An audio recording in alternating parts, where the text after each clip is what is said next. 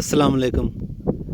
आबाद कर दोस्तों, पक्की बनी जॾहिं बि पक्की बनी ते को बि मतलब फसल लॻाईंदा आहियो या ख़ासि तौर ते वणनि जी पाण ॻाल्हि कंदासीं त उन हिसाब सां कोशिशि कंदा कयो त वणनि जी जॾहिं चुंगी हणो त उनखे 5-7 ॾींहंनि जे अंदरि लाॻाणो ॾींदा कयो। ठीकु आहे।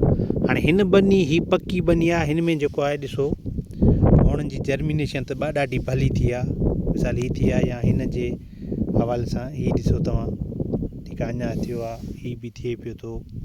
हाणे हिन में बनी में फॉल्ट छा थियो आहे, जेकॾहिं तव्हां हिन खे मतिलबु लाॻाणो सही जल्दी न ॾींदो त असांजो जेको ॿिज माना रहिजी वेंदो, छाकाणि त पक्की बनी मां ॿिज तमामु ॾुखियो निकिरंदो आहे। ठीकु आहे। हाणे ही तव्हांजे साम्हूं आहे, मां कोशिशि कयां थो तव्हांखे हिकिड़ी ॻाल्हि सम्झाइण जी। मिसाल ही असांजो जेको आहे हफ़्ते जी आहे चुंगी लॻल आहे। ठीकु आहे। ही असांजा माना हफ़्ते जे अंदरि जीअं हिन खे स्पेस मिलियो निकिरी आहे, ही असांजो अञा निकिरनि पिया। ही ॾिसो, माना जेकॾहिं असां हिननि खे लाॻाणो सही नमूने सां जल्दी न ॾींदासीं त पक्की बनी ॿिज रखंदी। ठीकु आहे। हिन में 5 किलो असां ट्रिपल जीन जी हिकिड़ी वैरायटी आहे, 5 किलो ॿिज लॻायो आहे।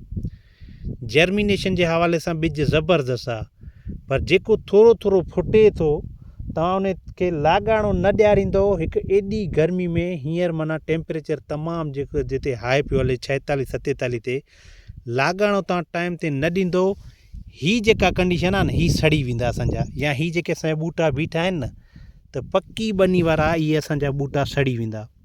त असांजी कोशिशि हुजे पक्की बनी ते असां वणनि जी जेका बि जिन्स लॻायूं था, मूंखे ख़बर न आहे त पक्की बनी जे लाइ कहिड़ियूं जिन्सूं हूंदियूं आहिनि, पर असां हिन बनी में लॻायो आहे। हीअ आहे तक़रीबन 6 खां 7 एकड़ ज़मीन आहे। हिन में माना जेको आहे सला निकिता आहिनि, पर कुझु सला अञा पंहिंजी माना ताक़त सां निकिरनि पिया। उनखे मॉइस्चर जेको आहे या ज़मीन जॻह नथी ॾिए, त उन हिसाब सां हिन में गोथ जो असांखे ॾिसे थो। पर मां हिन खे थारोली ॾिठो आहे त हीअ असांजी गोथ कोन चइबी न।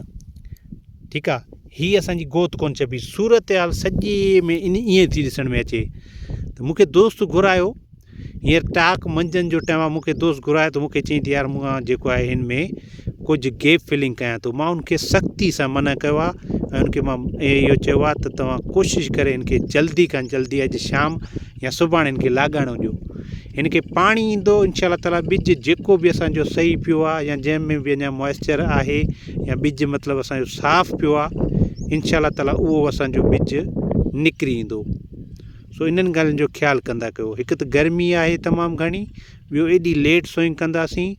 जेकॾहिं ईअं ई असां मतिलबु इहे ग़लतियूं कयूंसीं त असांजो माना पोखी जो टाइम त वेंदो हलियो, पर नुक़सानु तमामु घणो थी वेंदो, वक़्त जो, पैसे जो ऐं महिनत जो ज़्यान थी वेंदो। Thank you so much.